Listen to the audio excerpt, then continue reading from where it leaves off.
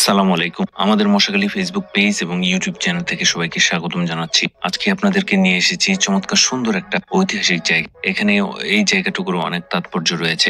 ভাষা আন্দোলনের একজন অমর শহীদ হলেন ভাষা শহীদ আব্দুল জব্বার। 1952 সালের 21শে ফেব্রুয়ারি মাতৃভাষার মর্যাদা রক্ষার জন্য যারা জীবন উৎসর্গ করেছিলেন তিনি তাদের মধ্যে অন্যতম। তার জীবনে কিছু গুরুত্বপূর্ণ তথ্য আজ আমি এই ভিডিওর মাধ্যমে আপনাদের সামনে তুলে ধরব। ভাষা শহীদ আব্দুল জব্বার 1919 সালের 10 অক্টোবর বাংলা 1326 সনের 26শে আশ্বিন ময়মনসিংহ জেলার গফরগাঁও উপজেলার পাচুয়া গ্রামে জন্মগ্রহণ করেন। দারিদ্র্যের কারণে তিনি খুব বেশি পড়াশোনা করতে পারেন। মাত্র 10 বছর বয়সে লেখাপড়া ছেড়ে দিয়ে কৃষিকাজে যুক্ত হন। 15 বছর বয়সে বাড়ি ছেড়ে তিনি নারায়ণগঞ্জে চলে যান এবং পরে সেখানে ইংরেজ ব্যবসায়ীর সহযোগিতায় বার্মায়, বর্তমানে মায়ানমার, এখানে চলে আসেন। প্রায় 10 থেকে 12 বছর সেখানে থাকার পর তিনি দেশে ফিরে আসেন এবং বাংলাদেশ আনসার বাহিনীতে যোগদান করেন। 1952 সালের 20শে ফেব্রুয়ারি তিনি তার ক্যান্সার আক্রান্ত শাশুড়ি চিকিৎসার জন্য ঢাকায় আসেন এবং ঢাকা মেডিকেল কলেজ হাসপাতালে ভর্তি করেন। 21শে ফেব্রুয়ারি যখন ভাষা আন্দোলনের দাবিতে ঢাকা মেডিকেল কলেজ হোস্টেল প্রাঙ্গণে ছাত্রদের সমাবেশ চলছিল তখন তিনি সেখানে উপস্থিত ছিলেন। ওই দিন পুলিশ ছাত্রদের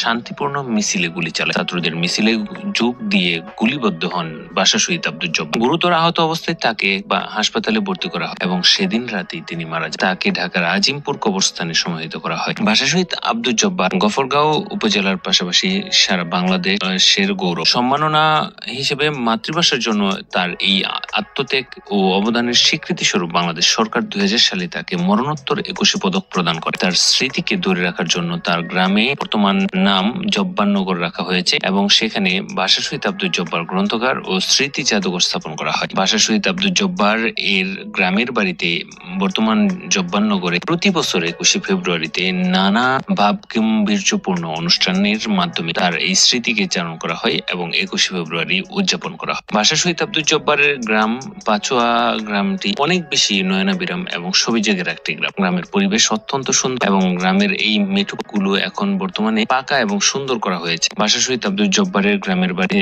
বর্তমানে নানা শ্রেণী পেশার মানুষ প্রতি বছরই তারা আসে তার স্মৃতি বিজড়িত জায়গাটুকুকে অবলোকন করার জন্য। ভাষা শহীদ আব্দুল জব্বারের গ্রামের বাড়িতে বর্তমানে ভাষা শহীদ আব্দুল জব্বার সরকারি প্রাথমিক বিদ্যালয় এবং ভাষা শহীদ স্মৃতি জাদুঘর নির্মিত হয়েছে। ভাষা শহীদ আব্দুল জব্বারের গ্রামের বাড়ি উপলক্ষে অত্র এলাকার রাস্তাঘাট চতুর্দিকের পরিবেশ অনেক বেশি উন্নত হয়েছে। বর্তমানে গফরগাঁওবাসীর প্রাণের দাবি ভাষা শহীদ আব্দুল জব্বারের নামে একটি বিশ্ববিদ্যালয় স্থাপন করার জন্য। আমরা গফরগাঁওবাসীরা চিরকৃতজ্ঞ থাকব ভাষা শহীদ আব্দুল জব্বারের স্মৃতি রক্ষার্থে এবং তার জন্য একটা গবেষণা বিশ্ববিদ্যালয় স্থাপন করার ফলে। ভাষা শহীদ আব্দুল জব্বার বিজ্ঞান ও প্রযুক্তি বিশ্ববিদ্যালয় স্থাপিত হলে এই গফরগাঁও উপজেলাবাসীর সকল শিক্ষার্থীরা এখানে সুযোগ পাবে উচ্চতর ডিগ্রি অর্জন করার জন্য, গবেষণা করতে পারবে বিভিন্ন জটিল এবং কঠিন বিষয় নিয়ে।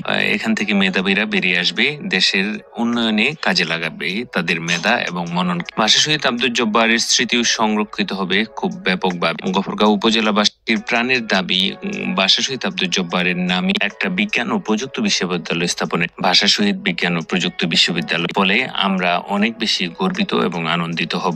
গফরগাঁও উপজেলার সকল স্কুল, কলেজ এবং মাদ্রাসার শিক্ষার্থী শিক্ষকগণরা 21 ফেব্রুয়ারিতে প্রতি বছর এখানে সমবেত হয় এবং সমবেত হয়ে তারা শ্রদ্ধা নিবেদন করে ভাষা শহীদ আব্দুল জব্বার স্মৃতি জাদুঘর এর সামনের শহীদ মিনারে। শিক্ষার্থীদের পদচারণায় মুখর থাকে এই জব্বারনগরে সেই সুবাদে বসে মেলা। এই মেলায় উঠে হরেক রকমের জিনিসপত্র এবং নানা ধরনের প্রসাধনী। প্রতি বছর 21শে ফেব্রুয়ারিতে গফরগাঁও উপজেলা নির্বাহী অফিসারের নেতৃত্বে আলোচনা সভা অনুষ্ঠিত হয়। আলোচনা সভায় উপস্থিত থাকেন এলাকার গণ্যমান্য ব্যক্তিবর্গের সাথে সাথে থাকে আরো বিভিন্ন এলাকা থেকে আগত সম্মানিত অতিথিবৃন্দ। আরো উপস্থিত থাকে ভাষা শহীদ আব্দুল জব্বারের এবং পরিবারবর্গ। ভাষা শহীদ আব্দুল জব্বারের নামে নির্মিত ভাষা শহীদ আব্দুল জব্বার স্মৃতি জাদুঘর ও গ্রন্থাগার দর্শনার্থীদেরকে অনেক বেশি আকর্ষণ করছে। বর্তমান সময়ে নানা ধরনের বই এই লাইব্রেরি বা গ্রন্থাগারে পাওয়া যাচ্ছে, যেখান থেকে দর্শনার্থীরা